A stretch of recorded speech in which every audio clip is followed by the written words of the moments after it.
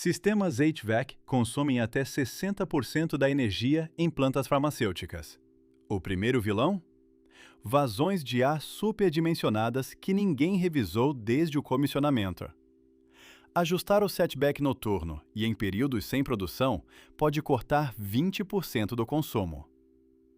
Variadores de frequência nos ventiladores são investimento que se paga em meses. Monitorar o COP dos chillers semanalmente revela a degradação antes que a conta de luz revele. Eficiência não é luxo, é engenharia bem feita.